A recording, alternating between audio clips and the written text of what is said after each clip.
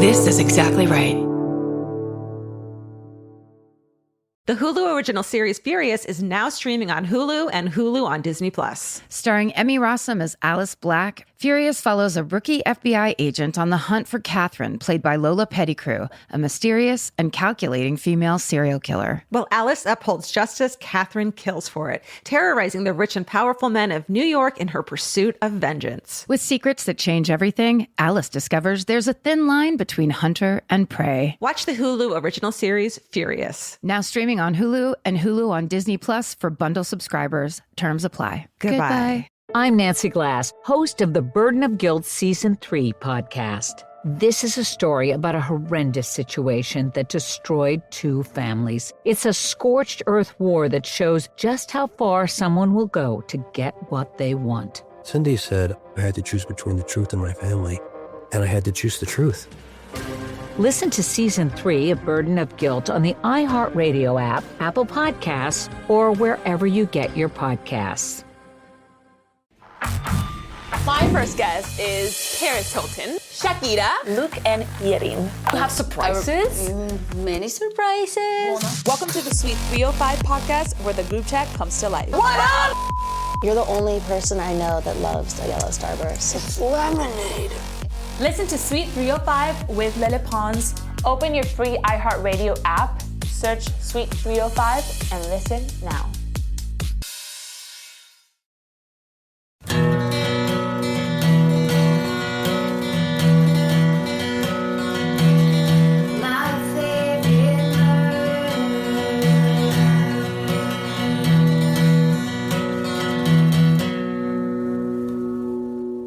Hello. And welcome To my favorite murder. That's Georgia Hardstark. That's Karen Kilgariff. And it is football season, guys. Who is amazing? Excited. We switched to a sports podcast. Or we just really got into football all of a sudden for no fucking We're reason. just like, you know what? Our interests have changed. Yep. We welcome ourselves into... It's been 6.5 hallowed halls. years. Yeah. Like, can we please have a different pastime? Yeah. Can people evolve and grow, please, and get really into football for no fucking and reason? Just fucking love football. No matter the state, no matter the city. Oh, I don't even have a team. I just love watching it. I love all football sports. Mm-hmm. I don't do it for the food and the drinks. I just do it for the love of football. And are you more of an AFC or an NFC? That's a great question, Karen. The answer is yes, 100%. You know what I mean? Like, yeah, because I feel like the AFC is more real than the second option of that. Extreme. And I like my football extreme. You know what I mean? Like, I want to see some heads cracking or whatever. Yeah. I prefer it when they're faster, when the one team is faster than the other and more accurate with their throwing and catching. Yeah. Yeah, definitely. That's why I like it. Mm-hmm. I want to see 2 footballs on the field at once. That's like what I'm into. I want a flag on that play every play. And I want to watch men and their intricate romantic dances that they add a little violence on just so no one's the wiser. And I just want to see lifelong traumatic brain injuries really play itself out right there for my own pleasure and entertainment. That's where we bring kind of the darkness back into what is normally very light, airy, fun time sports. Sure. But we're like, hey, there's potential crime on the field happening right now. That's what we do. You're not fast enough. What else besides football have you been getting yourself into lately? Just mostly football. I really wish I could remember like the last thing my dad told me about that I didn't care about football that I could really impress you with. No, the AFC NFC thing that you just pulled out of nowhere. I don't think real? NFC is real. Well, I think NFC is like not featured content or something, but AFC is real. Okay, well, color me impressed. Thanks. That was good. Let's see. What did I tell you about when I did a slip and fall? No. Did we talk about that last show? Well, this will be, we're recording a little bit early. Yeah. So this is evergreen. It'll be so fascinating what my toenail looks like by the time this actually airs. So I here's what I did. The other morning, I was trying to have like a power morning. So I Sure. got up, I went swimming. I'm on it. And I'm on it morning. Right. And I'm like, go get him. A go get him football kind of morning. Right. What the coach would tell me. Go get it. Go get it in that pool for half an hour. Getting out of the pool, realized there's like, I had ordered because I ran out of coffee. So I was like, well, then I guess I get to order Starbucks delivered to my home. Yes, you do. It's a necessity. I need it, first of all, and then I want it. And you've seen me order on the road. When I go to Starbucks, I will order like 4 to 5 things at a time. It's my favorite. This time I only ordered 2. Okay. Which was a big coffee and then my double tall mocha that I like. 1 pump. It comes very quickly, like surprisingly quickly, where I'm like, oh shoot. So I have to get out of the pool. And instead of standing there and taking my time to dry off, I kind of like ran to the door to get my drink. And the second my foot hit that fucking tile inside my house, it was a slip and fall of such hilarious, dramatic height. Like it was like a herky where my leg went up from under me. Oh my and God. Then the other, you know what it was like? It was, have you ever seen drag queens do death drops where they just fall to the ground? Yes. Yes. It was one of those with the slip, a liquid slip height. So my first, anyway, nothing. The only damage that came out of it, I'm really goosing this for like attention and pity, and thank you for that, is it hurt, of course, my like right haunch that I fell on, my butt and thigh. It was like, ow, that was like height. I went up and came back down. I've been there. My left leg did bend behind me a little bit. The problem, which that was actually fine. The problem is that I know a toenail. I know a toenail injury is coming, and I'm just sorry. like holding my sweating breath. I apologize. I'm making it take too long. Essentially, the way my big toe hit the ground, the toenail. No. Okay, disengage. Go forward 3 if you're a squeamish person. Yeah. And also, Georgia, do you not want to hear this? No, I like gross things. I would look at your toenail right now. I'm weird like that. You can. It basically bent my toenail in the bed. So it came up off the toenail bed a little bit and then it turned to the left. I'm sweating. It was so... Your toenail vogued, turned to the left. This whole thing. My toenail held up a compact and acted out putting on powder at me as if to say... my toenail gave me shade through voguing. It hurt so bad that it was numb at first, one of those nightmare ones where then it slowly comes in. Were you shaken up? When I have a big fall like that, it's like when you're suddenly like, how badly am I hurt? Yes. Did you still get your coffee? Oh, hell yes. I mean, I stayed in place for like 5 minutes to make sure like there was no spinal, midlife serious injury of like, you have to take Boniva for the rest of your life or whatever. Realized that the only thing was my one side of my butt hurt. And then that toenail was like something bad happened and I can't look at it. No. Got up, got my coffee, collected myself, and then slowly looked down at it. And it was just like turned. It was just slightly, it was like it got sideswiped. Yeah, it was like a jar. And pushed to the left. It was horrible. Are you okay? Oh my God. Yes. Well, then here's the thing. I wasn't going to go to the emergency room because everybody would go ahead of me all day. Yeah. And the next doctor's appointment was like for 10 days ahead. So then I was just like, well, I guess we'll just see what happens. Because I have a wonky toenail for a couple of days. Because it might fall off. Oh God. You know what's weird is in the last hour, this is like the accident-prone show, because in the last hour, I've hit myself in the face area twice. What? With what? And I'm going to have a black eye, I think. Well, I was putting on a hair clip, like a chompy type hair clip, and I had coconut oil like everywhere. And it slipped right here as I was about to put it on my face and fucking swapped me right in the face. So now I'm going to have a big bruise. It slipped out of my fingers as I was opening it as like a banana clip thing. And shot onto your cheekbone? Yeah. Luckily, it didn't hit my eye. And that hurt really bad. And I think it is going to bruise. And then I was plugging in my equipment here and I like pulled a cord that has a metal thing at the end too quickly, and it came back around and just whipped me in my big white teeth. Like just so flat, like right in my fucking teeth. I was like, oh God. Oh. But I'm thinking okay. Good. That hurts. That makes me think of when I first got Blossom and she jumped up right at me. So our like skulls cracked. Oh. And something hit my teeth where I was like, ooh, that's a specific bad feeling. Yeah. It was a very like, did that just crack my teeth? Feeling, for sure.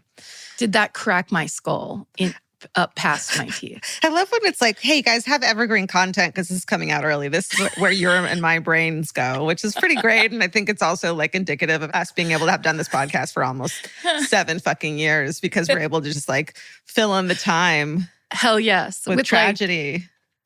Because you know what? At this point, we know what a good story is. And a good story isn't, I watched this thing on TV. We're just trying to fill our shows with what might be relevant to others. Yeah. But we know what's relevant to us is, especially me living alone in this house.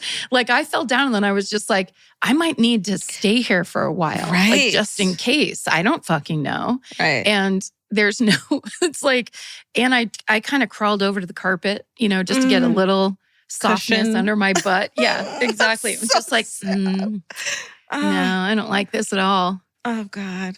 But I have to say this, and I'm sorry to say it, but because I'm a believer, not when this podcast comes out, but when we're recording it, we're on the verge of Mercury going into retrograde. Oh, are we? And that's when you have to be careful because weird sense. accidents happen. I was very much not careful just now when I hit myself those 2 times. And so it would have been completely my fault if something happened. Yeah. So it's good to know that because I definitely need to pay attention. Yeah. There was a very great female stand-up comic, and now I can't remember which one it was. It wasn't Susie Essman, but it was in that 80s era. I'm almost positive it was Liz Winstead's bit in stand-up where she'd go, you're getting middle-aged when you get into the shower and you go, all you can think is careful. Oh, no. Oh, God. Yeah. Yeah. Right. Well, I'm there. But anyone, at really any age, let's all be careful. Yeah. You guys, be careful in the shower. If we've taught you anything, it's slip and falls are a real mess and football is life. You know us, and these are the things we say all the time. Yeah, that's it. You know what? Should we just get into it? Yeah, we probably should. Only I just wanted to say. Oh, okay. I got this lip stain. What is it? Peri Pera, P-E-R-I-P-E-R-A. Mm-hmm. And it's just real good. Ink velvet. You stick it on and it stays on all day long. All right, I'm doing it. I'm in. I'll wear it next time I play football. It's pretty. Now I play football. Stripes. Now I play football. Now you're playing. You don't just watch it. That's how the lie escalates. So let's do some exactly right highlights real quick, shall we? Oh, sorry. I was going to stop you. Oh, go. Did you want me to open this box that you sent over? I'm so glad you were. No. Oh, my God. This is fucking weird. Okay. Okay, give me 1 second. Let me go grab mine. Okay. My thing. Hold on. This is true. I'll just preface this by saying Georgia sent me a box and it says, Karen, don't open. That's all it says on it. And I got it last Tuesday, which was basically a week ago since the last episode that we recorded. And it's like a little surprise. So just in case you're confused, I have a brown box at my house and apparently Georgia has one at her house too. So I think this is going to be an audio unboxing. Okay. Okay, I just ran upstairs to grab this thing that I bought for us. And I sent it to you and I said, do not open on the box. And it's a theme that we've done before, but it's eerily fitting for today's episode. And my mind, I did not do this on purpose. My mind's a little blown. Open the box.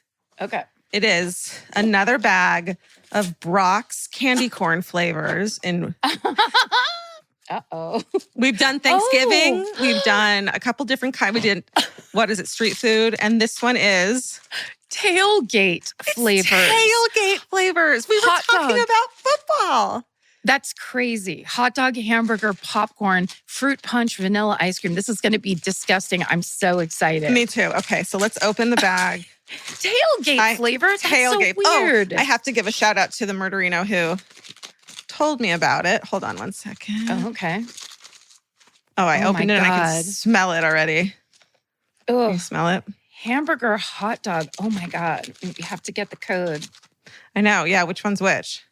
I just got a handful of what I think is entirely popcorn, which based on the Jelly Belly Yeah. jelly beans is a nightmare. A woman named Jenny Marie at JBIES87 on Twitter is the one who told me about this and was like, you guys have to try this. So, Okay. I mean, I think we need to go right into the hot dog, but it doesn't look like they have a. There doesn't seem to be a code unless it's left to right. The I think way it they is. appear. Okay. So that means fruit punch should be pink and mostly pink with orange. Yeah. And then there, okay. So mostly, And then vanilla ice cream is mostly white. let's try vanilla ice cream because I have a lot of those. Okay. Okay. Mm-mm. Oh, No. that's popcorn. Is it? Mine tastes like popcorn. Let's just close our eyes and pick one and put one in our mouth and see what happens. Okay. Okay. But I really did not like Okay. popcorn. Dottie is like trying to eat these right now. It's very weird. Okay, here I go. Okay. I just don't want to eat a second popcorn. Then pick one a different color. Okay, ready? Go. Mhm. Oh, no. Oh. That's Popcorn? hamburger. Oh, That's I got- hamburger. Mine was vanilla ice cream, which is what I was expecting last time. Pick one with orange in it. Okay. Oh, that's fucking tastes like a hamburger patty. Ew. Really? Yeah, I need another one. These, I'm sorry, the Brock's people are geniuses. This Oh my is God. so hilarious. Yeah. This is on level with the giant skeleton. It's just like, yes, you have a market yes. for these people. I think I just Yes. ate a hot dog one and I really might vomit. Okay. Let me see. I'm going to eat a new one. Oh. What'd you get? I got fruit punch now. That's better at least. Oh. Ugh. I think that's supposed to be hot dog. It's weird. Yeah. I fear hamburger. Hamburger was a little life-changingly bad. Like it kind of changed my life. Maybe I don't like football anymore after eating that. Mm-hmm. How dare you? I know. Oh my God. Oh, this is just work. This is like, it's a fun trick and stuff, but fuck. Yeah. First the toenail. Now this. I'm sweating. I'm like sweating so much. All right. We did it. Where's the toenail? Yeah, can we stop trying these? Yep. I promise I'll stop. I'll send them to you, but we don't have to try them anymore. No, I just meant these flavors specifically. Oh, these now? Yes. Absolutely. These now. We're done. I have the worst taste in my mouth. Mm. It's a meat candy. Mine is, I have a combination hot dog vanilla ice cream thing that, Ugh. this just sounds like a kid barfing at a birthday party. Oh my God. Now I have vomit taste in my mouth. Sorry, that's It's all. true. I mean, It's 100%. it's rough. Look, this is what, I guess the Harry Potter bots beans thing kind of did it first with those trick ones, but yeah. I just really love the variation on the theme that Brock's has done. Yeah. I think it's brilliant. The turkey dinner one, I'm telling you guys, get that. Bring it to your next Thanksgiving dinner coming up soon on us. Jesus. It's just right around the corner. Hey guys, It's just fun. Thanksgiving is right around the corner. Hey guys, promo code murder. We're doing a commercial for Thanksgiving this year. Use the promo code on your Thanksgiving to get 20% off your family. Hey, I'm going to hang out with your family. Passive aggression this holiday season. Can I say really quickly that I had an incredible, huge honor this year that I just want to mention the re-release of the book, The Stranger Beside Me by Anne Rule. I wrote the foreword to it. Yeah. Which is kind of the most surreal, crazy experience to see my name on this book that changed my life completely when I was young. Yes. And I was obsessed with, and I'm really proud of that. And so I just wanted to mention, if you want to get a copy of the new Stranger Beside Me re-release, very cool. my name's on it, on the cover and everything. And my favorite murder is mentioned on the cover too. Amazing. That is Very kind exciting. of like watching football and then playing football. That is that's the trajectory you just took. You were a fan and now you're a part of the game. Yeah, I am honored. Congratulations. Thank you. It's very exciting. Also, that book, if you haven't read it, truly is a page turner unlike any other. It really is it just stands the test of time. It's such a beautiful book. It's a true story.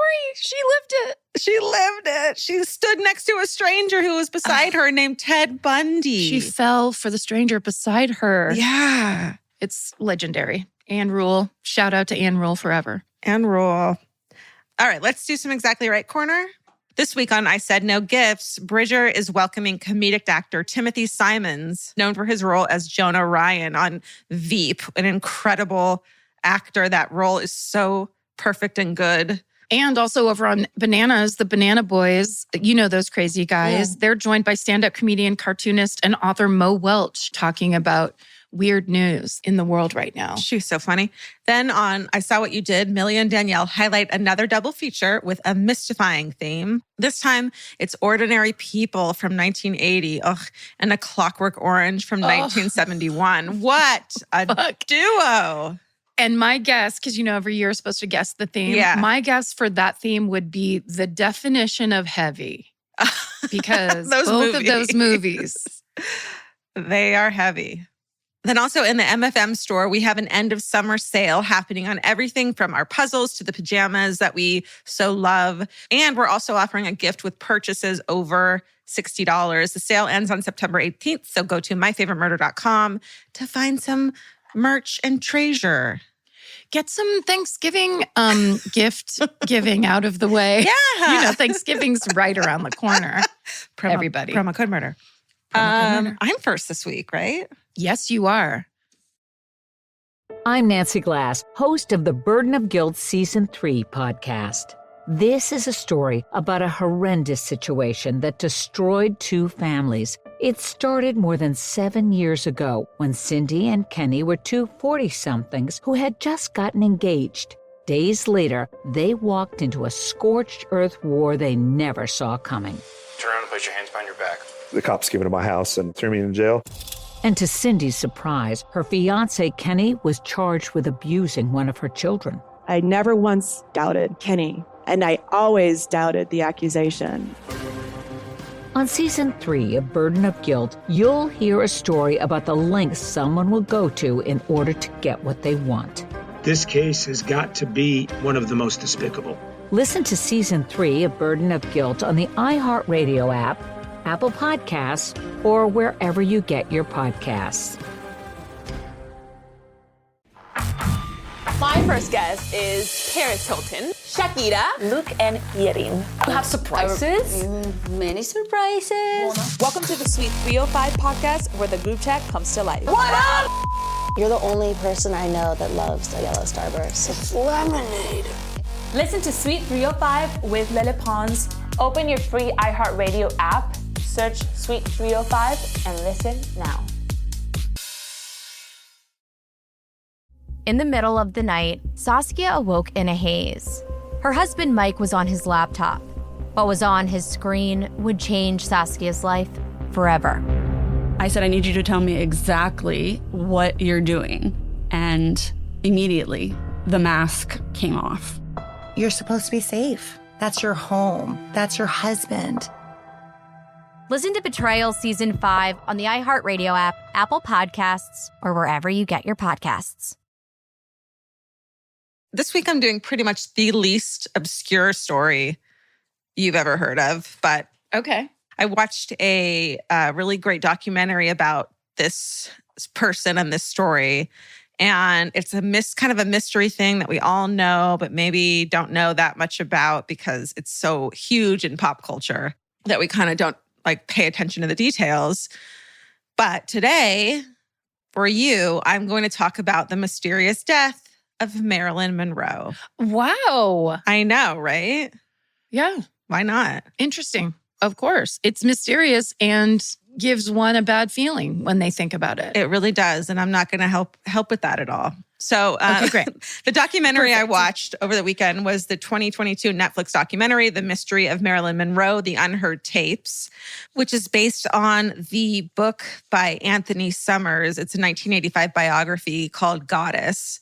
And so I was kind of curious about this documentary. I was like, I know everything about Marilyn Monroe. I don't need to see anything new. But it was actually really beautifully done and told about her life and what she was really like via these recordings and these interviews that Summers did. It was the interview tape playing and an actor reenacting it in the time, in the era. So it looked legitimate. It was very cool because a lot of these people are dead, obviously. Like a historic reenactment kind of? Exactly. And it was really well done. So some of the sources used in today's episode are a Vanity Fair article by Julie Miller, a heavily used article by Robert Welkos and Ted Rolich, and also another by Shelby Grad, a New York Times article by Robert Lindsay, a Time Magazine article by Stephanie Zacharek. Also, declassified FBI records were used. Okay. And many more sources. So check those out in the show notes. Let us start on the morning of August 5th, 1962, when the news breaks across the world that 36-year-old Marilyn Monroe, one of the greatest screen legends of all time, has suddenly died of a drug overdose. Mm. The world is shocked, and grief of Marilyn's passing is felt throughout the world. The official story is that her housekeeper, Eunice Murray, had found Marilyn unresponsive in her bed at her bungalow in the Hollywood suburb of Brentwood around 3 a.m. on August 5th. Eunice says that she had called Marilyn's psychiatrist, Dr. Ralph Greenson, who had been treating Marilyn for the past 2 years for depression. And the pair had become very close with their therapeutic relationship. And actually, there's interviews with him and his family in this documentary that are really interesting. Mm. Like they become she kind of joins their family and they become close. So he arrives, he says, at 3:40 a.m. He has to break into Marilyn's room through a window because her door is locked and she's not responding to anyone knocking on the door. Then 2 minutes later, he says he opens the bedroom door and tells Eunice, "We've lost her." So then at 3:50 a.m., her doctor, Dr. Engelberg, arrives and pronounces Marilyn dead. In the bedroom are 15 bottles of medication, some of which are empty. And Marilyn's been dead for 6 to 8 hours, they say. The doctors don't call the police for another 35 minutes. And Dr. Engelberg later explains that it's because he was so shocked that Marilyn was dead and they had discussed whether or not to call the police, which they eventually do. So that's why there's like a weird gap, which is part of the mystery, is like, why did they wait so long to call the police? Mm-hmm. Marilyn's body is then taken to the LA County Coroner's mortuary for an autopsy. And there are mixed reports about what happens to the bottles of the medication. Some say they all remain in the house. Marilyn's manager, Inez Melson, claims she threw them away. I'm sure a bunch of people took them, right? That's like a fucking souvenir and everyone knows it. Like any cop in the room that day would have taken one, I would think. That's possible for sure. Or like people were trying to cover for her, knowing that looks bad, just to clear the area. Totally. Like a PR thing for sure. Mm-hmm. Other reports say 8 bottles are sent to the coroner's office, including an empty bottle labeled Nembutal, which was only filled the day before, and another labeled chloral hydrate. So both those sedatives are used to treat insomnia, which she has. It's like no secret. She has insomnia. Chloral hydrate is also effective in treating anxiety associated with withdrawal from alcohol, opiates, and barbiturates. And it's also known that she had a problem with all of these. But if you take that medication, the chloral hydrate, along with Nembutal, it's fatal. It can be fatal. Mm-hmm. The toxicology report shows that along with chloral hydrate, Marilyn has a lethal dose of Nembutal in her system. The 13% Nembutal reading indicates she must have ingested the drugs within about a minute. So that huge amount she took within a minute. Mm.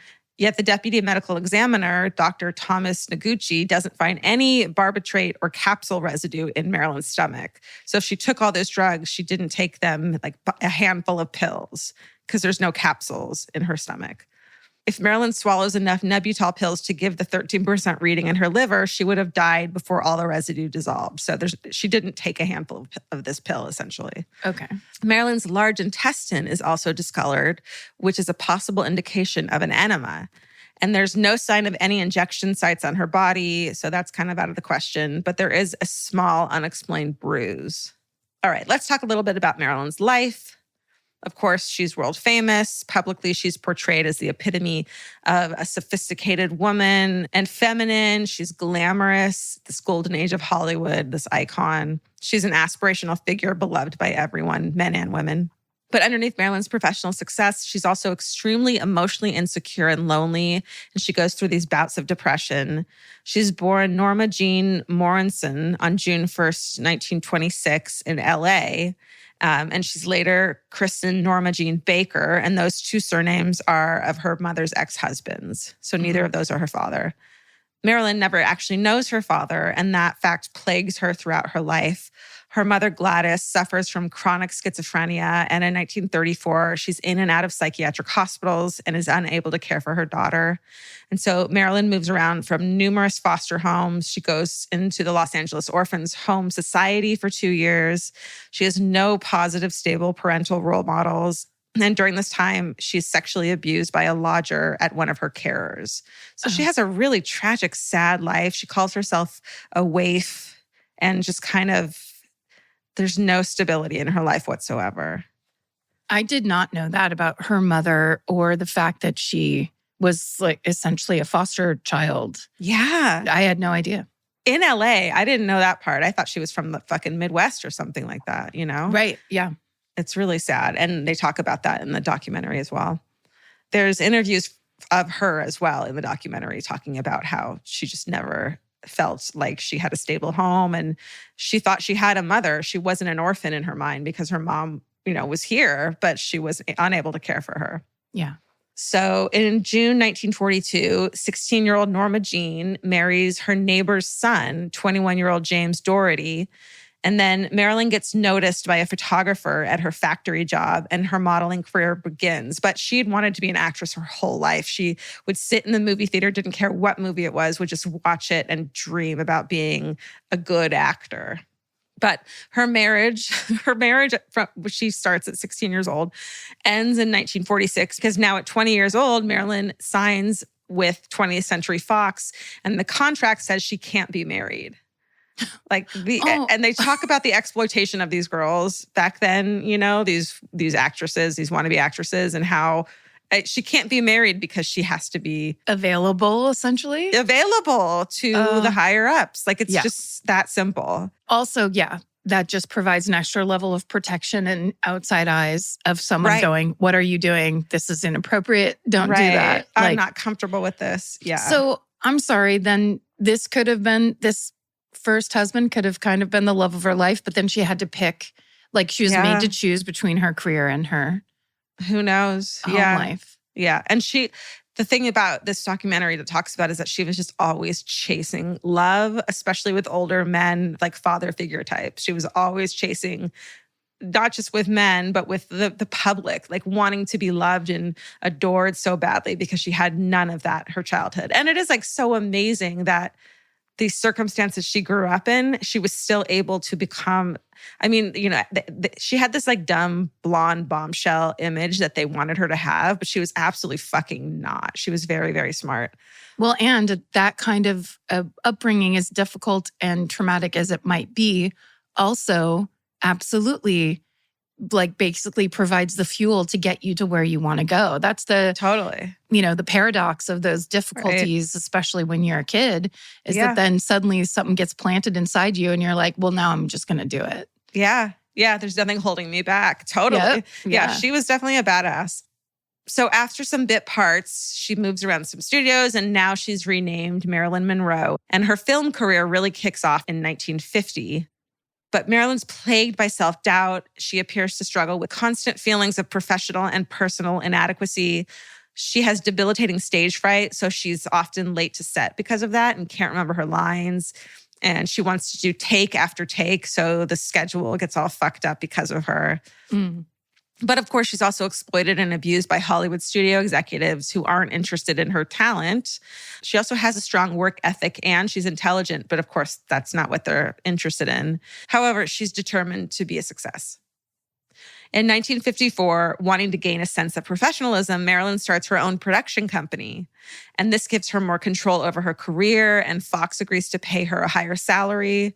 Yet she continues to chase approval and love from powerful authority figures. And in 1954, the then 27-year-old marries retired baseball star, 39-year-old Joe DiMaggio. Yep. So she's 27, he's 39 and retired. But the marriage is rocky. Joe is physically and emotionally abusive towards her. And 9 months later, the couple divorces. Wow, that's a fast one. Yeah. From 1955, Marilyn trains at the Actors Studio in New York. She just really wants to be taken seriously. She learns the method acting technique where students have to use their own personal experiences to develop their acting skills. And so as she explores that, she revisits her painful history of childhood trauma and attachment issues, and she uses it to become a better actress, which is just incredible. So she's really, really focused on becoming a credible, serious, dramatic actor. In 1956, now 29-year-old Marilyn marries 40-year-old playwright Arthur Miller, who's like the most famous playwright in the world at the time. She wants a family, and they seem really, really happy together. But during the marriage, in the very beginning, Marilyn finds notes that Arthur Miller has written saying she's not much of an improvement over his ex-wife. And he calls her a, quote, disappointment and a, quote, whore. She finds notes after a party that he wrote to himself saying that shit. Can you fucking imagine? Sorry, why do you have to fucking write that down? Yeah, dude. What? Just quick scribble it so you don't forget? Fuck you. You. Yeah. This is in the play. And also that, I don't know, what would hurt your feelings worse, to read something like that or just to find a love letter? Like, it feels like it's so much worse. It's so personal and shitty. It's like saying, it's not like going, it's not you. It's, I just met this other person. It's like, it's you. You're a disappointment. Yeah. You're not what I thought you would be, which is like, fuck you. Gross. And sadly, Marilyn suffers 2 miscarriages, and the marriage ends in the late 1960s. She had really wanted to start a family, and it didn't work out. Can I just remind you that if it was modern times, she would go to jail for having miscarriages? Just a quick reminder of where we are in America. Okay, that's a great point. Nope, that's a great point. By this time, she also reconnects with someone she had met earlier, a 43-year-old senator named John F. Kennedy. Yeah. She reconnects with him just before he's elected president. And she had known him via the Rat Pack in the 1950s. And they grow close. In early 1961, 34-year-old Marilyn goes into the Payne Whitney Psychiatric Clinic in New York for 4 days for her insomnia, which I'm sure it was for a lot more than that. Yeah. But she's treated inhumanely, and it traumatizes her further. She's isolated in a padded cell and has forced baths, which I think means forced cold baths. They used to do like ice bath plunges and shit. Yeah. And she finally, after 4 days, Joe DiMaggio, her ex-husband, comes around and he's able to get her out. But instead of this being kept private, hordes of media had found out, and they're waiting outside the psychiatric hospital. And in this documentary, there's so many videos of her just leaving the psychiatric ward, leaving anywhere, being just fucking hounded. Mm-hmm. And she puts on this pretty face and says, I feel wonderful, everything's great, but it just looks like a nightmare. So by this time, Marilyn had met JFK's little brother, 36-year-old Robert Kennedy, who had been appointed Attorney General. In early 1962, Marilyn had a brief affair with JFK, and some people say it was just a one-night stand. And then Bobby comes along, who's like kind of takes care of JFK's business, and tries and says like, hey, this is over. It's not going to happen. But then they kind of fall for each other and they start hooking up. And from what I can tell, like what I think from this documentary is that Marilyn and Bobby Kennedy were really the real item going on here, not JFK. Huh. Yeah. So they all start hanging out at actor Peter Lawford's house. He's married to a Kennedy sister, and it's kind of this like playground where everyone goes to like hook up and have affairs and have their discreet fun, or not discreet fun, but discreet from, you know, paparazzi and shit. Right. So it seems like she goes there a lot to hang out with Bobby Kennedy. I mean, here's the thing about those old school blue blood East Coast rich people, which the Kennedys were.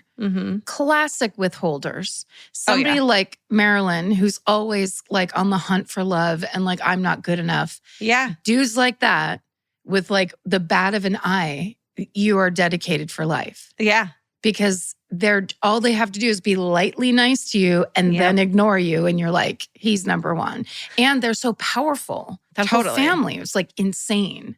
Well, that and like, I think she really wanted to be known as smart, and she wanted people to think she was smart. And part of like marrying Arthur Miller was around that of like, look, I'm marrying an intelligent person. And that means I am too. I think she wanted the Kennedys to think and know that how intelligent she was. And so the minute they're like, yeah, that's a great point or whatever. Yeah, she's smitten. Yeah. Probably. Yeah. But by this time, Marilyn is regularly taking amphetamines, and she's mixing opiates and barbiturates with alcohol to help her sleep. On the set of her last picture, Something's Gotta Give, she's often under the influence of prescription drugs. She's so unreliable that she's fired and then rehired again. She's just not in a great place. Something's Gotta Give. What's that? Yeah. It's supposed to be great. I've never seen it. I just brought up her page just to look at all the tons of movies she's been in. Yeah. So crazy. Did you ever see Some Like It Hot? Mm-hmm. She's so darling. She's amazing in that movie. Yeah. She's a great actress. She's a really great, compelling actress that like everything she was doing, you're just like, this is great. What's happening? This is so funny. Yeah. You can't take your eyes off of her. Yeah. So let's go back to the investigation of her death. During the initial investigation, when she died, police talked to those close to her, including that Peter Lawford, Rat Pack guy. A week before Marilyn dies, he says she's feeling suicidal, drinking to excess, and taking lots of sleeping pills. Eunice Murray, the housekeeper, and I think she was way more than a housekeeper. I think she was almost like a guardian. To me, it seems that way. She privately says that hours before Marilyn dies, Bobby Kennedy had visited her to break off their affair. So the papers claim that Marilyn later speaks to Peter Lawford on the phone. Police try to interview him, but don't pursue inquiries with him. 20 years later, he says the first he hears about Marilyn's death is when his manager calls him at 1:30 in the morning. But don't forget, Eunice said publicly, the public story was that at 3 a.m. is when she found Marilyn unresponsive. Oh. And Bobby Kennedy being in town that day is news to everyone too, is like not a known thing. Okay. So, yeah. The coroner appoints a panel of mental health professionals to conduct a psychological autopsy of Marilyn. Her behavior in the days leading up to her death is noted as unstable. The panel notes she previously tries to take her own life via a sedative overdose and, quote, had often expressed wishes to give up, to withdraw, and even to die. Her death is determined to be probable suicide caused by acute barbiturate poisoning. And so one of the mysteries is, did she take her own life on purpose or was it accidental? That was one of those enduring mysteries. But also there's the whole conspiracy of, did the Kennedys have her killed? Did someone else have her killed? What really happened? Right. But others who are close to Marilyn don't report her as being suicidal at all leading up to her death. They say she's planning to travel, she's focused on her work, and of course there's no suicide note ever found. This group, including Joe DiMaggio, who arranges Marilyn's funeral, suspects Marilyn's been murdered due to her involvement with the Kennedys, and they start questioning the suicide finding. Wow. Very early on. Yeah. So that's interesting to know. I thought that would have been a later kind of National Enquirer type of thing. Oh, no. It was like an immediate news story. Is it on purpose or is it suicide? Wow. Yeah. Well, also she has not like it works this way. Yeah. But innocent, my first dumb thought is she has so much to live for and she can have any man she wants. She's literally the embodiment of the peak of femininity and perfection. Yeah. But she already has these feelings of inadequacy and that she's never going to be loved, wanted, needed. I think it's that classic lack of having a parental or a father figure. You're just constantly needing this thing. This is the only person who will ever love me if they don't want me. And it looks like Bobby Kennedy did try to end things that day. Ugh. Yeah. Come on. I know. But it's complicated though. It's crazy why he was ending. Like it got really, really messy. Yeah. To get into. Which they can't have. Right. Exactly. I'm sure. It just makes me think of listening to my two young, pseudo nephews talking because a girl had broken up with him and the other one just goes, get another one. God. I was like, that's so true. Just This one's get not a another runner. one. Get another one. Get Oh my another one. God. Yeah. All right. So let's go to 1982 when this like public speculation and rumors about Marilyn's death is like so rampant that the Los Angeles County Board of Supervisors asked the DA's office to reinvestigate. Dr. Engelberg, who was the doctor at the time, the one at the scene, there was the doctor and the psychiatrist and the housekeeper, tells the DA office he had only prescribed Nembutal to Marilyn, not the other drug she also died from, chloral hydrate. So he had prescribed that to her that day and didn't know she was on chloral hydrate, which the duo would have, is possibly fatal. So it's estimated that for Marilyn to have died by suicide, she would have had to take around 25 to 40 Nembutal pills. And it's not clear who had prescribed her chloral hydrate or how she had so many different medications, which I mean, like medications are easy to get, right? Your friend has some, you're like, for sure. They're like, this works for anxiety and you try it. Not that Movie I've ever stars done that too. before. Yeah, exactly. Yeah, exactly. But also, movie stars, people bend over backwards to give them things that they will be grateful for. Right. Don't mix medications, you guys. It's very dangerous. Yes, it is. Dr. Noguchi tells the DA's office that when he later asked for tissue samples from Marilyn's autopsy to be tested, he's told they've been destroyed. So it's not known like who gave her what and why she had a prescription for this and that. Another weird thing is that the first police officer on the scene, Sergeant Jack Clemens, tells investigators that when he arrives, Eunice Murray, the housekeeper, is running the washing machine, but no one asks what she's washing or why. The 1982 investigation finds that Marilyn dies either by suicide or an accidental overdose. So they are doubling down on that. And the DA claims the reason there's no barbiturate residue in Marilyn's stomach is because the drugs had time to be absorbed into her blood and liver. So they think she died way earlier than when it was called in. So this is when this reporter who made the documentary, Anthony Summers, comes in. He hears about all this weird stuff going on. He does his own deep dive. He does 650 recorded interviews with 1,000 people, just trying to get information, like in the 80s, so enough time had passed. He's hoping people will talk about what happened.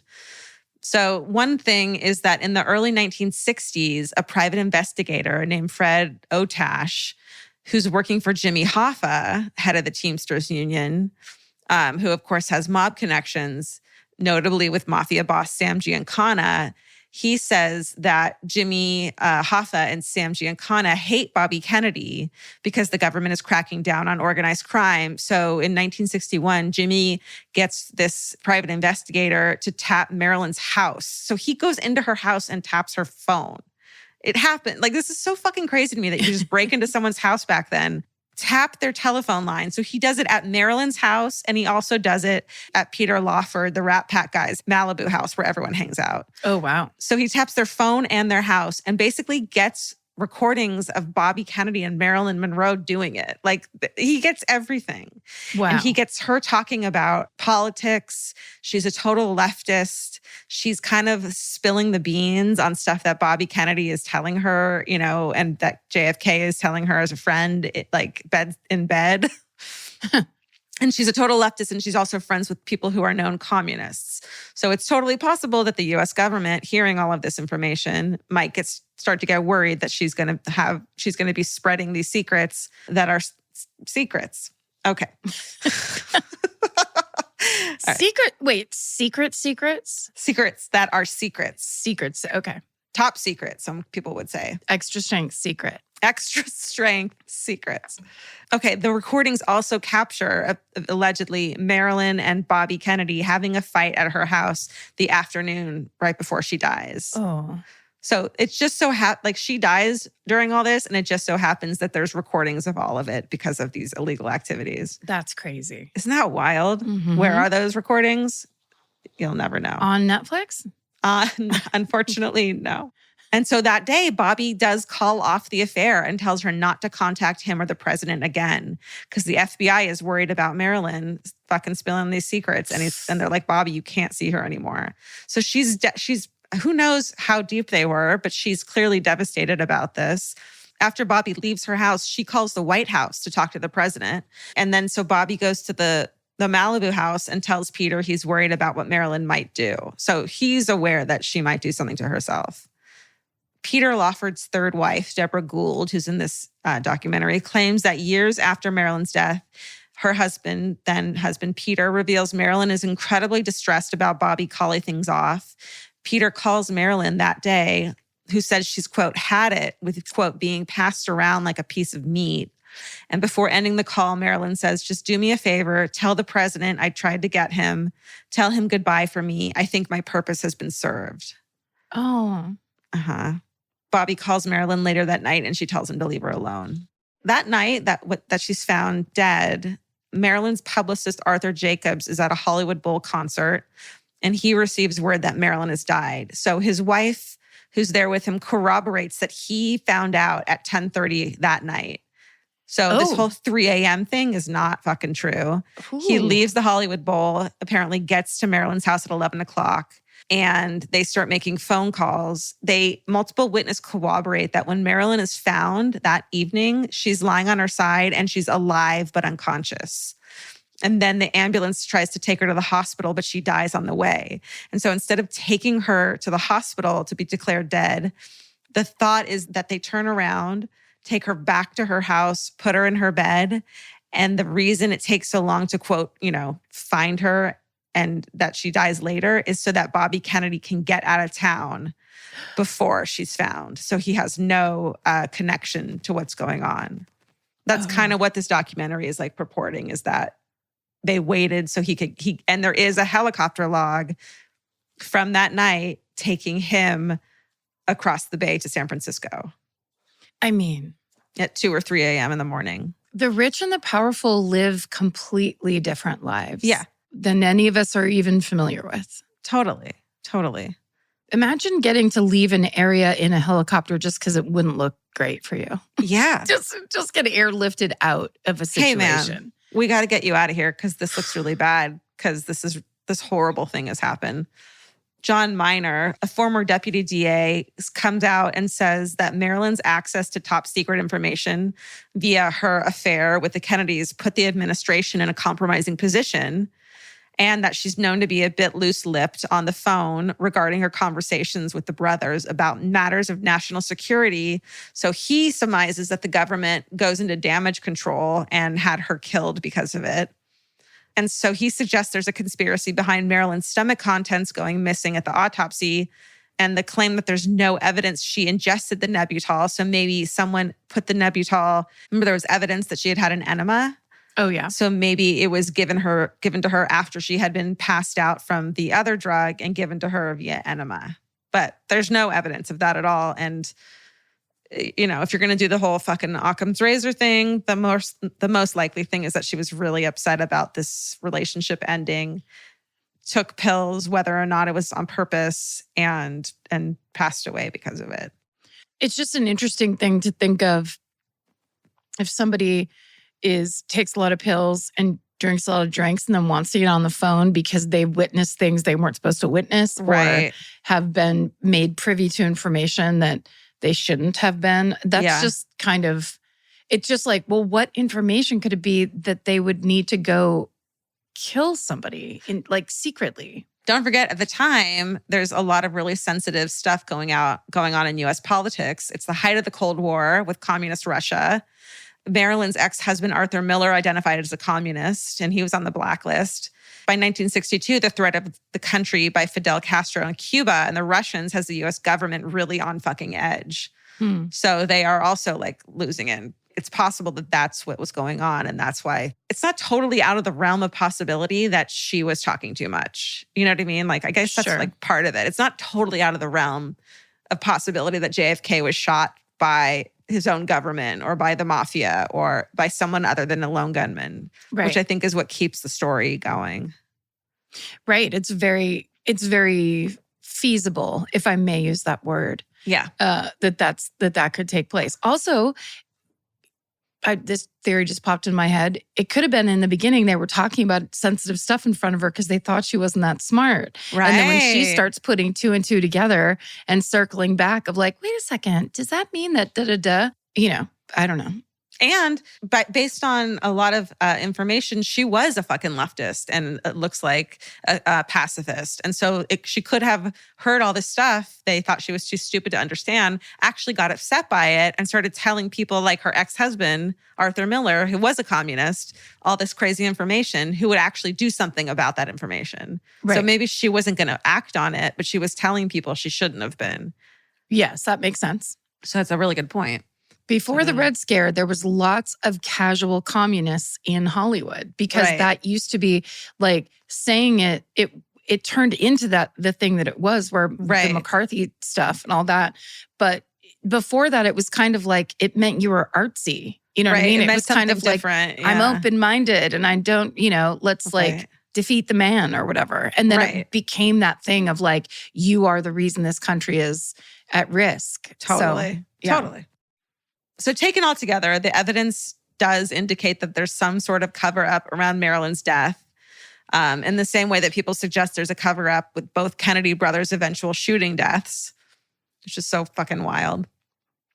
There's only one surviving photo, at least publicly, of Marilyn Monroe with the Kennedy brothers. And it's after that happy birthday song she sings them, because all the other photos were confiscated, as well as any audio of them talking to each other from that wiretap. So there's none of that, as far as we know, exists in the public. Right. In her career, which spanned the late 1940s to the early 1960s, Marilyn Monroe made over 40 movies and became one of the most enduringly famous and beloved movie stars of all time. Her tragic death only added to her status as a legend, and you can't help but wonder what other accomplishments the smart, hardworking woman would have achieved had she not died that night. However she died. And then I have a quote from her that I thought I'd end on. We should all start to live before we get too old. Fear is stupid, and so are regrets. Oh, yes. Yeah. I like that quote, Marilyn. And that is the mysterious death of Marilyn Monroe. Wow, that's fascinating. You know what? I only thought of this, though, when you just said it. If we're going to just entertain every conspiracy theory and be, which is what I enjoy. When you just said, yes, both of the Kennedy brothers were murdered. They were assassinated. For whoever was behind it, they were murdered too. So there's a very strong possibility that the person that killed Marilyn also killed them. Why not? Why not? And if we're going to do that, I think the most likely culprit, and I hate to do this because I know how much you adore them. You have all the playing cards and everything. The Go-Go's? The mafia.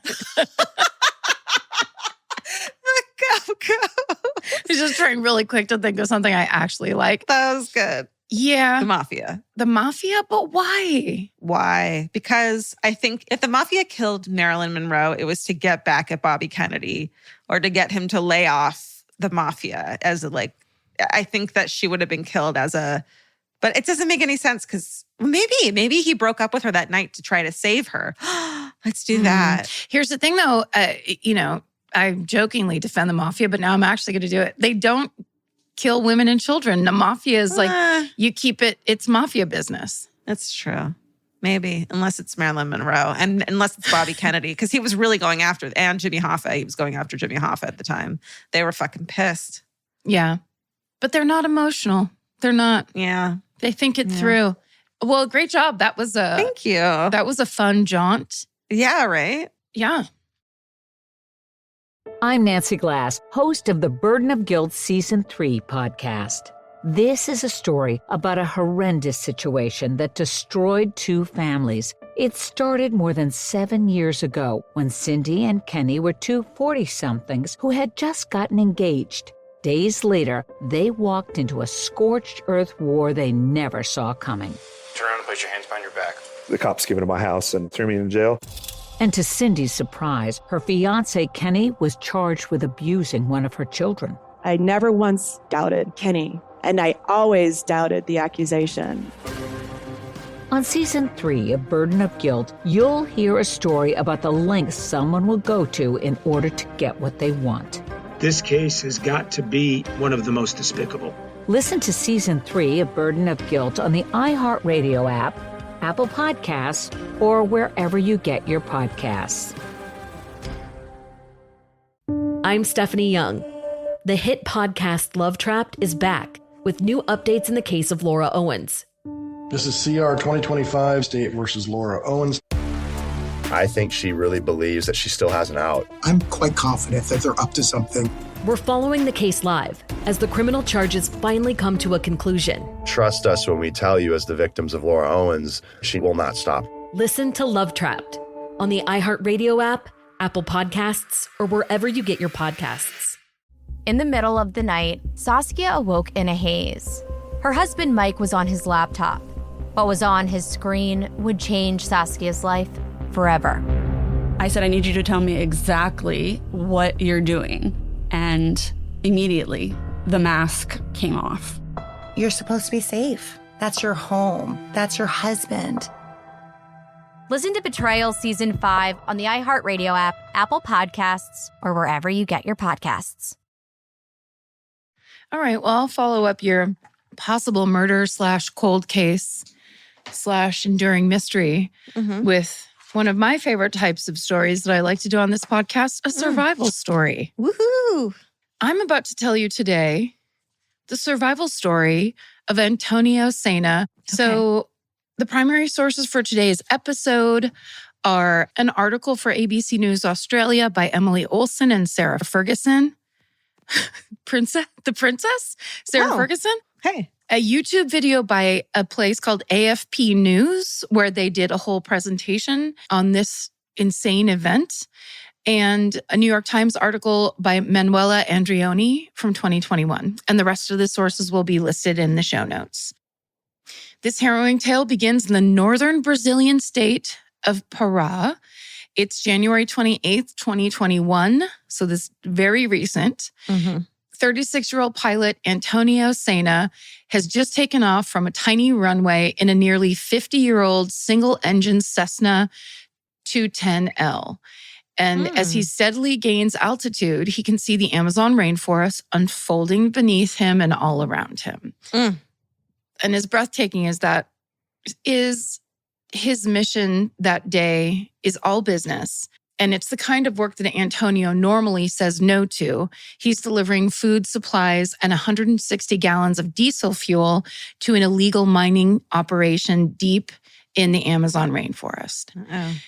So this is something that's common and that Antonio normally would not in any way, he would do everything to not be affiliated with these so-called wildcat miners. He knows that they themselves can be incredibly dangerous to deal with, and what they do is dangerous to every living thing in the area around the mines. They clear and strip the land of minerals, and they dump toxic chemicals into nearby waterways and poison water sources for the locals.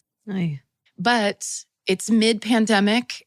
Everything is like, it's difficult times. Antonio desperately needs work. Above-board flying jobs are very hard to come by, and Antonio is still financially reeling after he was forced to close the restaurant that he poured his heart and soul into and opened just a year before. So he was one of those wildly unlucky people that got his stuff together, opened a restaurant. Shit, man. And then the pandemic hit.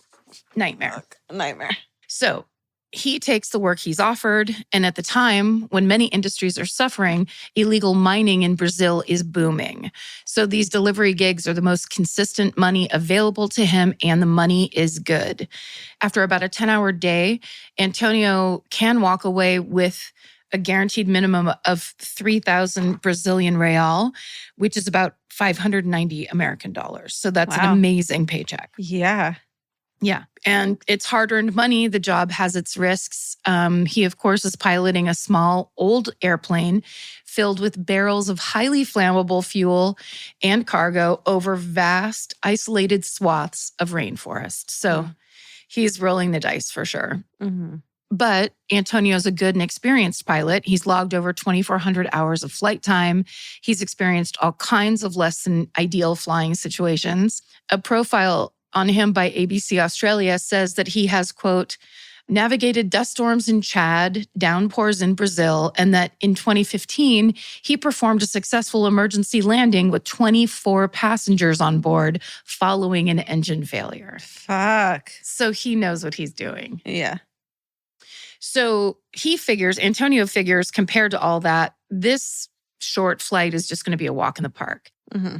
So as soon as he reaches a flying altitude of about 3,000 feet, he's now situated well above the rainforest. He sees all signs of human life and development are far in his rearview mirror.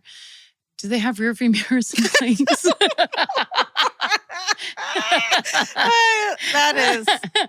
I'm sorry, that made me laugh so fucking hard just now. That's a great, no, probably not. I bet they don't. I bet they don't need them.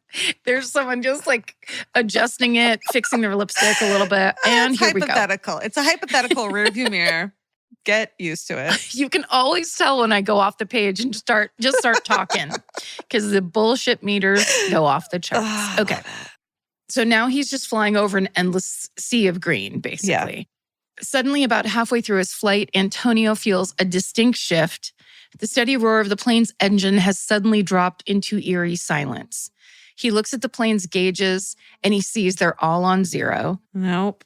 This means there's no fuel flowing into the aircraft. Mm-hmm. And he knows this because this is the exact same thing that happened to him in 2015 when he made his last emergency landing. So he knows he basically has 5 minutes to come up with a plan to figure out how to land this plane in the rainforest. If Antonio hopes to survive, each step of this plan must be executed perfectly. With the Cessna now gliding thousands of feet in the air, Antonio scans for something that might provide a soft landing. So he's just trying to figure out what trees will be best to crash into, essentially. Jesus. Yeah. Everything beneath him looks all the same. It's just green. And then finally he sees up ahead a spot of palms. So he's like, okay, that's going to be great. A little bit better. So he heads toward them as he reaches for the radio to send out his distress signal, and then he braces for impact. So we'll just talk real quick about the Amazon rainforest, which we've known about its destruction since the 80s, or at least I have. It's been a big deal for a long time because essentially the rainforest keeps this world alive. Right. And the more we destroy it, the less carbon dioxide can come out of the air and the more greenhouse gases and basically climate change will happen. Right. The more we destroy it. So it's obviously a very important thing to protect. The Amazon rainforest is the largest tropical rainforest in the world. It spans 9 different countries in South America. It's almost as big as the entire continental United States. Whoa. I know, I didn't know that. No, I didn't either. More than half of its total area is in Brazil alone. Mm-hmm. So that's the majority. And of course, countless wildlife and plant species live there, some of which don't exist anywhere else on Earth. Also, there's 30 million people that live there from 350 different ethnic groups, nearly 10% of whom are indigenous. So given its sheer size, there's very large portions of the rainforest that are totally isolated, have been always and remain that way. And some of that's actually intentional. There's parts of the Amazon rainforest that are legally protected from human activity because its damage, as I was saying, basically leads to rising sea levels and melting glaciers. Environmentalists say that over the last 40 years, because of illegal logging and farming, an area roughly the size of California has been obliterated in the Brazilian Amazon. Wow. Deforestation rates hit a 6-year high in Brazil just this year. Jesus. So it's an issue that I thought kind of got addressed in the 90s when everyone started learning about, all that kind of stuff. Ozone layers and shit. Yeah. Yeah. Also, according to research done by the New York Times, between 2010 and 2022, criminal mining operations have absolutely ballooned. And these mines, which are often connected to criminal networks, grew by 300% on rainforest lands that are legally protected and 500% on indigenous rainforest lands. And that's having devastating effects. When the land's cleared, the people are displaced, and the toxic chemicals that are used in the mining, one of which is mercury, ends up in local waterways and poisoning entire water supplies. So the lack of strong response by law enforcement in Brazil, coupled with the recent weakening of environmental protections, have allowed these illegal mines to flourish. So that's kind of the current situation in the Amazon rainforest. Okay. Well, so now we'll talk about Antonio, the pilot, a little bit. When he first told his family he wanted to be a pilot, nobody was surprised because he was and always had been very adventurous. As a boy, he never sat still. He was always exploring on his bicycle or climbing up trees, which frustrated his very protective older sister, Mariana, especially when his knack for adventure left him with a broken arm after falling off a neighbor's roof. So of course, she's the older sister. Mariana is in charge.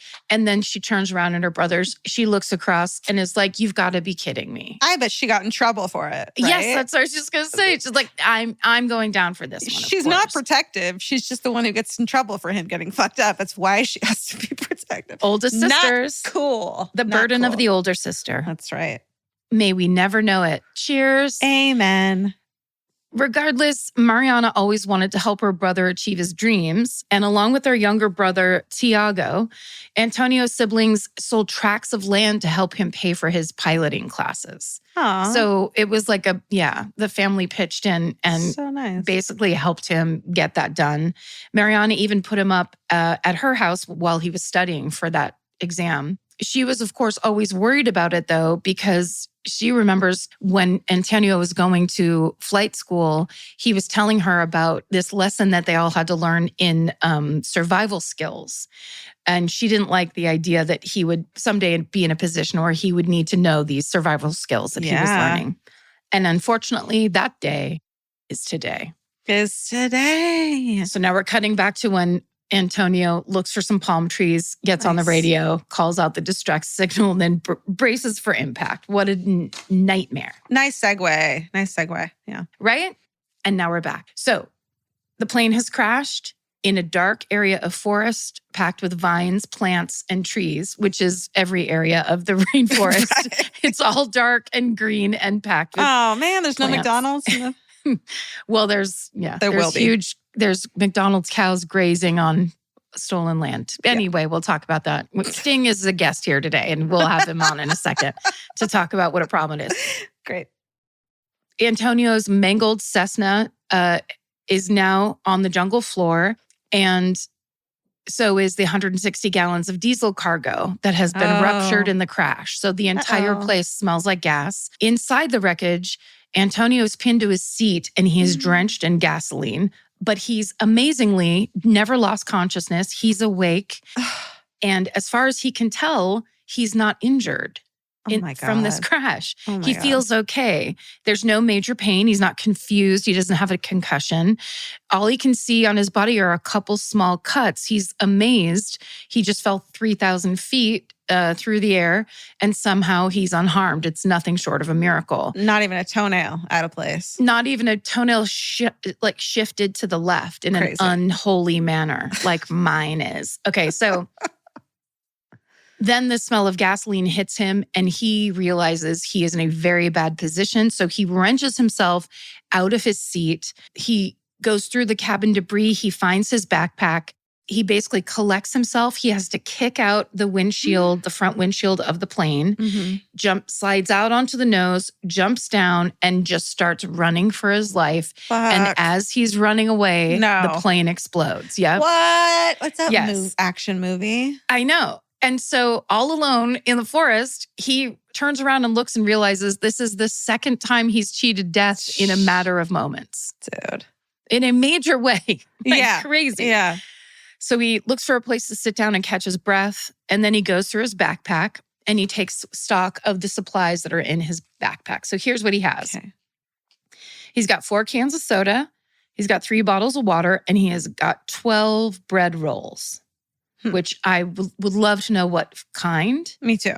What's your dream bunch of rolls to have if you're trapped in the Amazon rainforest? Hawaiian sweet rolls. Oh, yes. Immediately.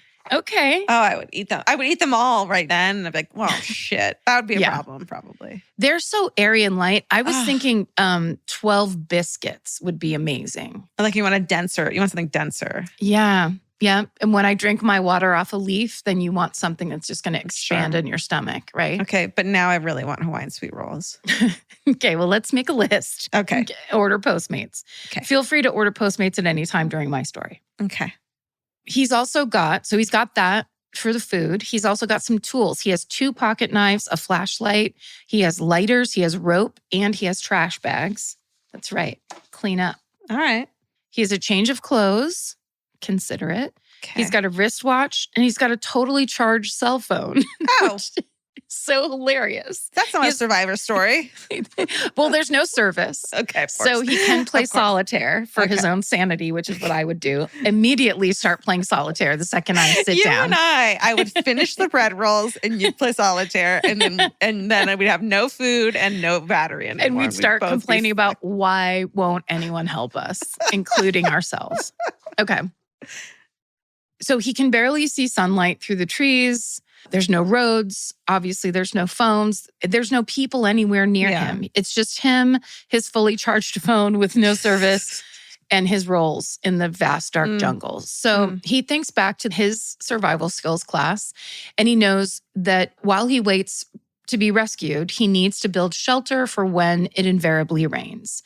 And he also needs to start a fire to keep warm. So he starts gathering palm fronds and limbs to look for a place to set up camp. So his first choice to set up that area, it's short-lived when a pack of territorial spider monkeys sabotage his efforts. Oh, how cute. Like they come in and literally tear his shelter down as he's trying to build it. No, at first I thought you were going to say territorial spiders. And that was a real issue. And then when you said spider monkeys, I was like, oh, that's adorable. Now it's precious. Although when I read that the first time, I got really sad. If I was Antonio and just be like, the monkeys are against me, that's what a terrible feeling. Sure. You'd want them to work. Yeah. You want to think that you're Snow White and that like all the creatures in the rainforest are like trying to help you. Yeah. How about you monkeys go get some palm fronds? Yeah. Like, let's work as a team. I'll start you guys a fire.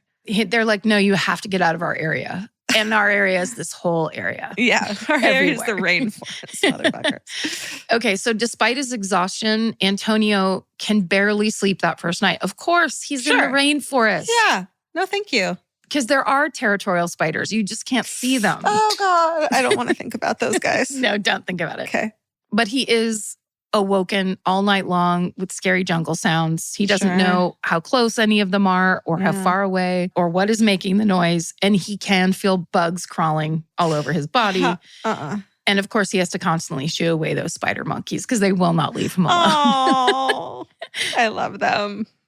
To settle his nerves, he ties a pocket knife to a stick and he sleeps with that laid across his chest, which actually would make you feel better. Like it's almost like a spear. Yeah, he's made himself a spear. Good.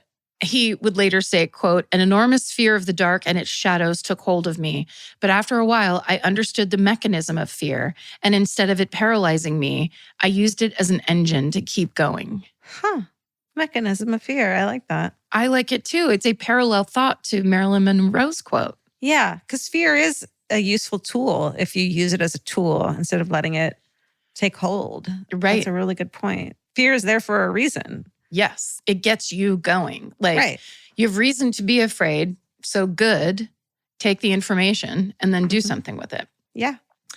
And this is what he does. So meanwhile, the news of the downed plane is reaching the Brazilian public. These kinds of crashes happen frequently. And the grim reality is that most pilots are rarely found. Yeah.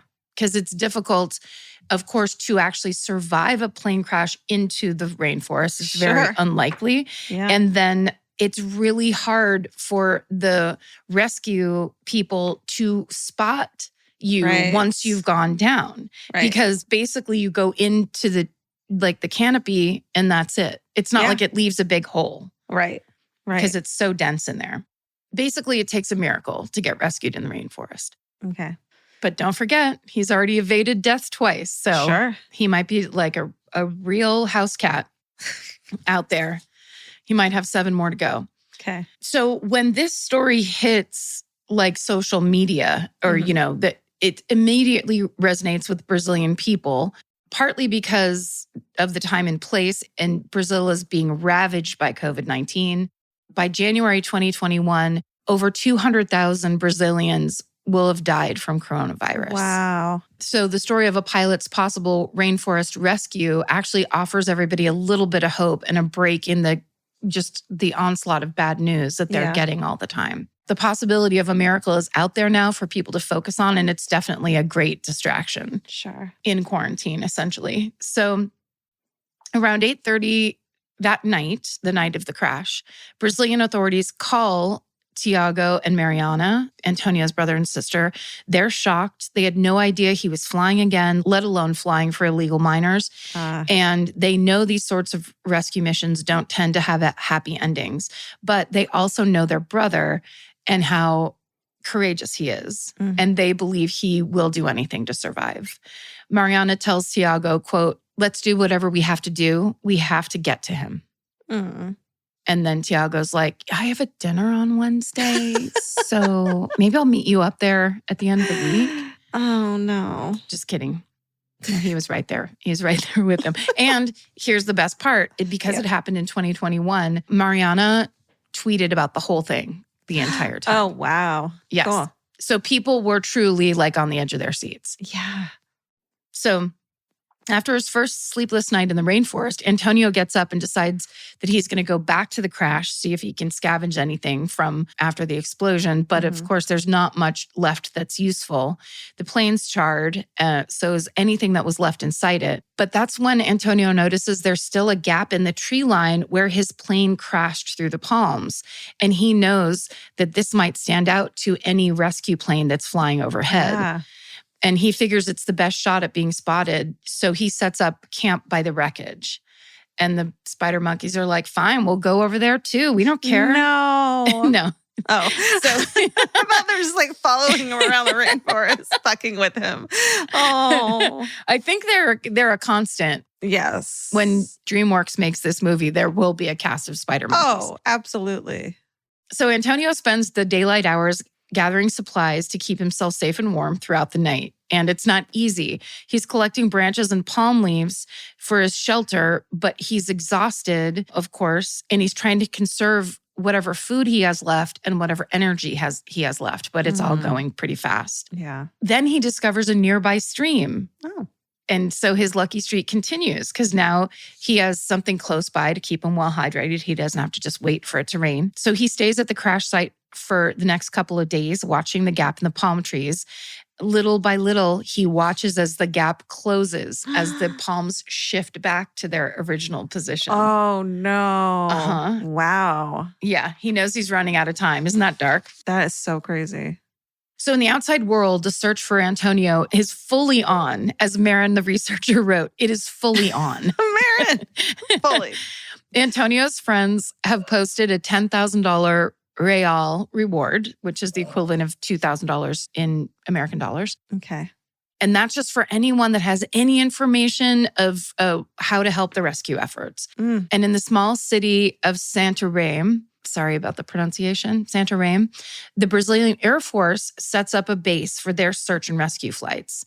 So when rain falls too heavy, they can't take off. So local people volunteer their time and their vehicles to help in the search, which is no small sacrifice because driving through the hostile terrain in the jungle basically destroys most of their tires. Oh, wow. And the volunteers never ask for replacement or reimbursement. They just want to help get this lost pilot home, which is pretty beautiful. Yeah. And a pretty huge sacrifice. So now, Tiago and Mariana arrive at the Air Force Base to help with the search after a very long journey that involves, quote, a flight, a boat, rough roads, and more than 7 hours of travel. Shit. Yeah. And then it turns out it takes all that time. They arrive on Antonio's birthday. Aw. Mariana, of course, is posting on social media, and the Brazilian press and public hang on every word. The hunt for Antonio now becomes a topic of national interest. So Antonio has now been stranded for 5 days in the rainforest. He's low on food. He's forced to begin scavenging. He's surrounded by unfamiliar vegetation, and he knows he has to be very, very careful because after 5 days in the forest, he's really weak. So if he just goes and eats the first thing he finds and it happens to be poisonous or in any way toxic, he might not recover. He can't just get sick and throw up. He knows that it's too risky. So he does something so ingenious. He starts watching the evil little spider monkeys. And he watches to see what they're doing. Up until now, they've been a pain in the ass. Suddenly, they're a godsend because he watches as they pull these bright pink shells from the surrounding trees and tear them open and eat the fruit inside. Yes. And so Antonio doesn't know this. This is a jungle fruit called bro. And he's never seen it before, but he figures the monkeys are eating it. I can eat it. So he scavenges for that and he starts eating it. And as he is scavenging for it, he hears a noise up above that gets closer and closer. And he's afraid that he's delirious and exhausted. So he freezes for a second, but he knows it's unmistakable, especially to a pilot. It's the sound of an airplane. Oh my God, I thought it was going to be a spider monkey jumping on him. This is where the airplane spider comes in. What? Antonio drops everything, all of his precious jungle fruits he drops on the ground.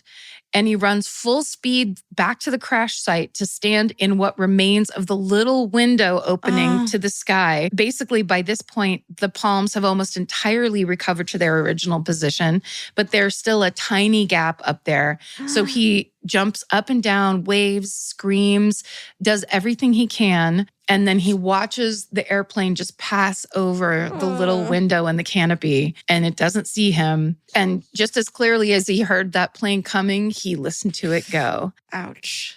So that plane was sent by the Brazilian Air Force. They routinely give 5 days for a search and rescue mission in the Amazon. And then past that point, they figure there'll probably be no one left to rescue. That's how impossible it is for a regular 5 days, plain old human to survive in the jungle. Yeah. Wow. And also, it's not cheap to fly search and rescue missions in the air. But on this search, they do budge a little because Mariana and Tiago are there. They beg them to continue searching. And so the mission gets extended another day and then another, but still there's no sign of Antonio or his Cessna. Then a rescue plane spots something white that seems out of place on the forest floor, and they think it could be an airplane wing. So the Air Force dispatches a helicopter to go in for a closer look. But when the helicopter zooms in on the object, they radio back, it's just a white rapid in the Amazon River. They were mistaken. No. So assuming Antonio was probably killed in either the crash or in trying to survive in the jungle, the Air Force ends their search efforts after 8 days. But Mariana and Tiago are staying put. Tiago says, quote, "We always said we just had to find something. It didn't matter if he was alive or dead. We just couldn't live with the doubt." Yeah. So they're basically just waiting for some sort of confirmation of anything, just so they're not in that weird in-between stage. Right. So for days, Antonio hears the rescue planes overhead. He tries his best to find new gaps in the tree line where he jumps and yells and does all he can to make himself visible. He is never spotted. After a few days, Antonio stops hearing the planes altogether, and he gives up hope that he'll be rescued by air, but he starts to consider he could find help on foot. It's so hard to find me this way, so maybe if I start moving, I can find somebody who's looking for me. Yeah. So he starts hiking. So he's now been in the rainforest over a week. His phone is now dead. He still has his wristwatch. And so basically he just makes up a daily routine, which we know in all these survival stories, that is really key. You start making up a routine of how you're going to go through your days, and you have short-term and long-term goals, and you start your focus is on surviving. So this is Antonio's. He spends the early morning hours hiking, and he orients himself using the position of the sun because everything around him, it's just so thick and dense. He sometimes has to cut through vines and trees just to get a glimpse of sunlight and see where he is, like where the sun is in the sky. And so basically, once he does that for a little while, he can figure out what direction he's going. So he starts heading east, and because he's pretty sure that's where the river is. Okay. And so his goal is if he finds the river, he can walk along it, and that will eventually bring him to civilization, essentially, which is the truth. And we've heard this in a bunch of survival stories. Yeah. You get to the biggest body of water and walk along it, and there will be people there at some point. Totally. But walking along the river isn't as easy breezy as it sounds because, of course, it's all swampy water next to the river. So he has to walk through swamps, basically. Mhm. He's dodging tree limbs. And he also has to keep an eye out for alligators who like to sit real still and look like logs. No. And wait for you right next to the river. Oh, no. Yeah. This is what he does every day until noon. And then from noon till 3, he looks for a place to build a campsite. And when he does build his campsite, he always goes inland a little bit, ideally somewhere elevated, because he knows from his survival training that predators like jaguars and anacondas. This is what he's dealing with. Yeah. Just a jaguar could happen by. They stake out low-lying areas near water when they're hunting. So Great. he knows he has to be away from that a little bit and ideally up high. And then he gathers palm fronds and tree branches and makes a shelter so he has protection from the rain. Okay. So then for the rest of the day, he sleeps or rests as best he can. And then in the morning hours of the next day, he repeats this routine from the top. And he does that again the next day and the next day. Now an entire month has passed since his plane has crashed. A month in the Amazon rainforest. Oh my, what is he eating? Oh my God. He's eating his little not spider monkey fruits. Berries. Oh my God. Yeah. Okay, so at this point, but it's a good point you bring up. He is totally weak and exhausted.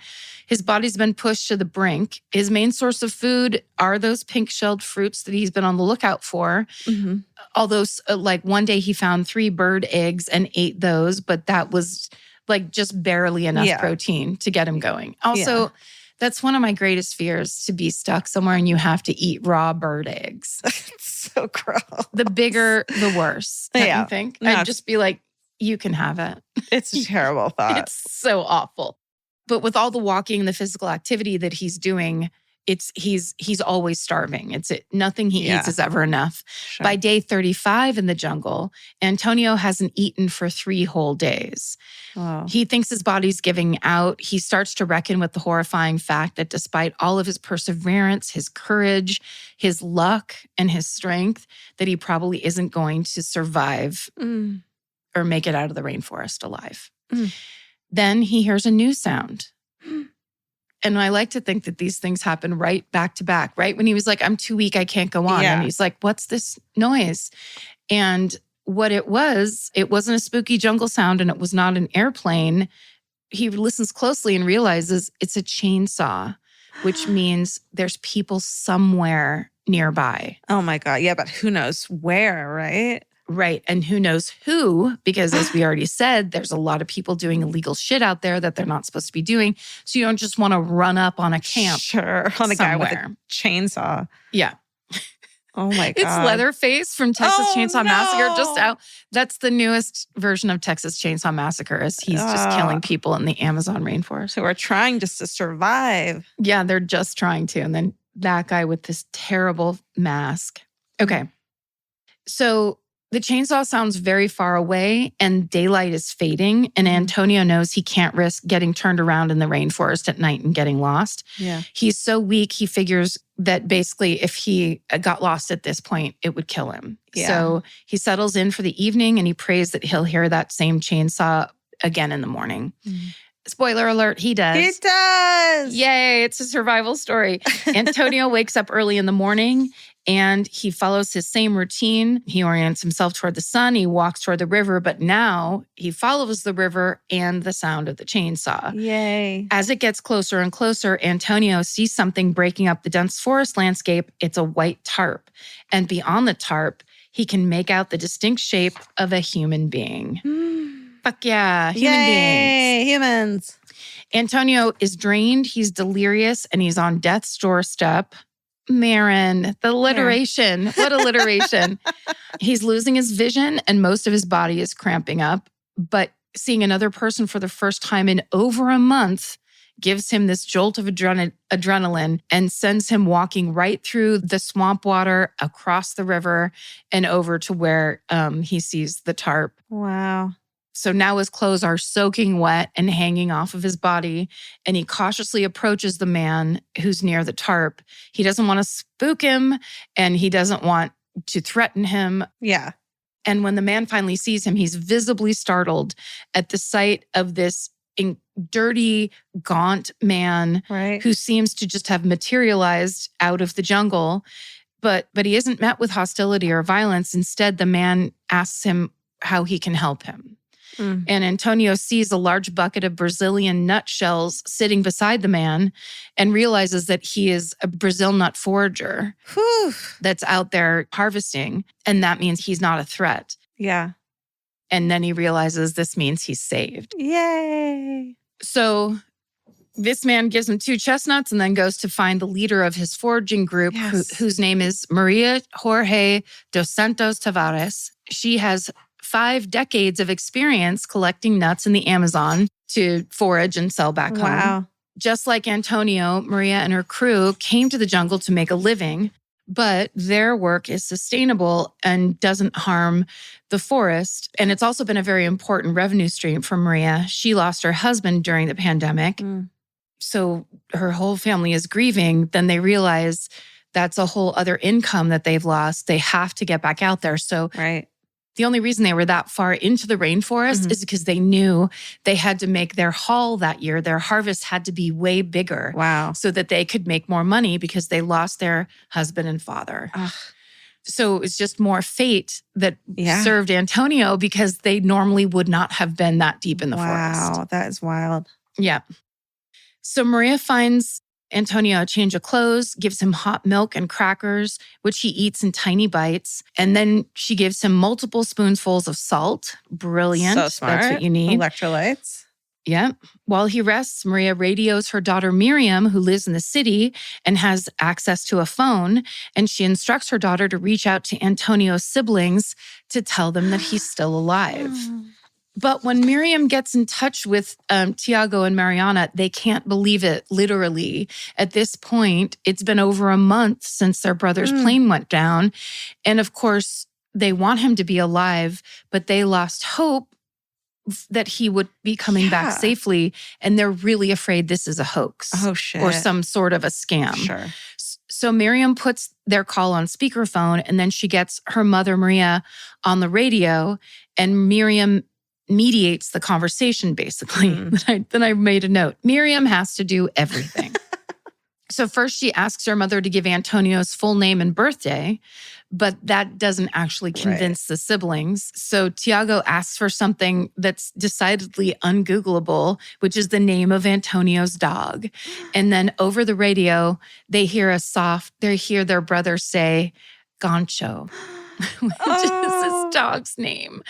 They're overcome with joy, relief, disbelief. Tiago actually throws his phone down onto the ground and then goes out into the town square and just starts shouting for joy.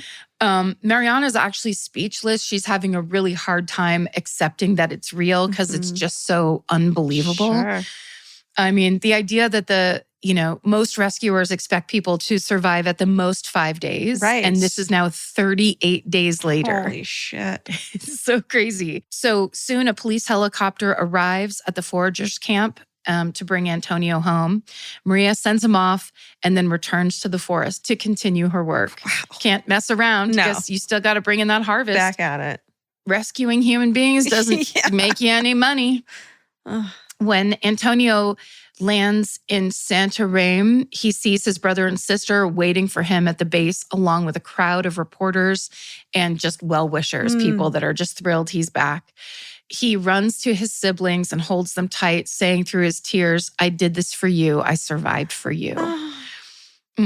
So Antonio Sena's incredible story of survival turns him into a national hero in Brazil, where people were definitely in need of a story with a happy ending. Yeah. And when all was said and done, Antonio walked 17 miles over 36 days in the jungle, and he lost an astonishing 55 pounds. Holy shit. Tests performed by doctors later determined that Antonio experienced muscle loss on the level of someone running a marathon every other day. Oh my God. That's how hard he was working in that to survive that rainforest.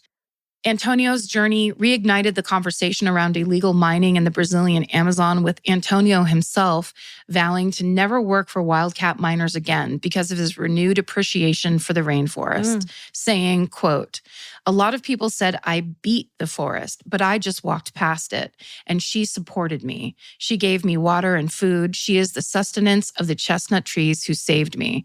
To be found by a family of nut pickers who don't harm the forest in any way, it's beautiful. It was magical for me." Oh, wow. And that is the incredible rainforest survival story of Antonio Sena. Damn. That is wild. I can't believe he survived 38 freaking days. He just kept walking. He just walking. kept doing it. Guys, you're always going to end up somewhere else. So just keep walking. High ground. High ground. Look out for alligators. Yeah. Watch the spider monkeys. I've always told you that, George. You I've always told you that. You've had every football season. You remind me to watch the spider monkeys, and I appreciate you for it. When I get down and out, because the old Jaguars are being beaten by the Pirates, you always say to me. Every season when the Steely Dans are losing, and I'm heartbroken over it. To the beautiful lip tints. That's right. To the Sephora Stranglers.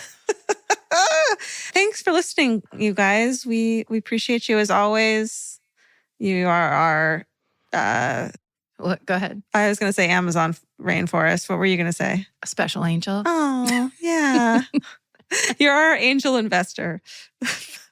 You're our secret investor in our Brazilian nut company. That's right. And we appreciate you so much for that specific thing. Thank you. Thanks. And thank you for buying our nuts all these years. Guys, are you ready for some football? That's the new sign off. And we got sued and immediately sued. And just saying the words get you sued. And the podcast is over. You are done. That of all the things that you thought were going to end you, it's the NFL. Wow. Stay sexy. And don't get murdered. Goodbye. Elvis, do you want a cookie?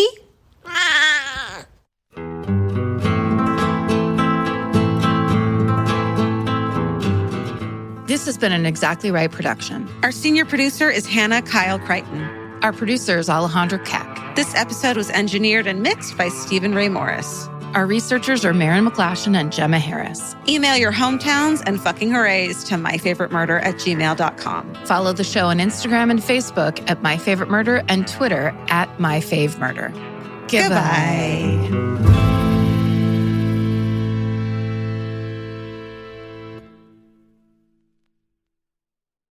I'm Nancy Glass, host of the Burden of Guilt Season 3 podcast. This is a story about a horrendous situation that destroyed 2 families. It's a scorched earth war that shows just how far someone will go to get what they want. Cindy said I had to choose between the truth and my family, and I had to choose the truth. Listen to Season 3 of Burden of Guilt on the iHeartRadio app, Apple Podcasts, or wherever you get your podcasts. Joy is essential, and it's also elusive. But now, there's a new and exciting way to start your journey toward a more joyful existence. Joy 101. If you're craving inspiration, support, and useful tools to maximize your joy, tune into these candid, uplifting, and moving on-air chats. Listen to Joy 101 with Hoda Kotb starting June 10th on the iHeartRadio app, Apple Podcasts, or wherever you get your podcasts. This is Chelsea Handler from Dear Chelsea. Every week, the news gets worse, the world gets crazier, and Yamanika is here to tell whoever's responsible, you're the problem. Do you know I just found out who Sydney Sweeney was? If he got a bunch of women, then I should have a bunch of men. Do better or do less so I don't have to do so much. I'm Yamanika, and I'm out. Listen to You're the Problem with Yamanika starting on July 15th on the iHeartRadio app, Apple Podcasts, or wherever you get your podcasts.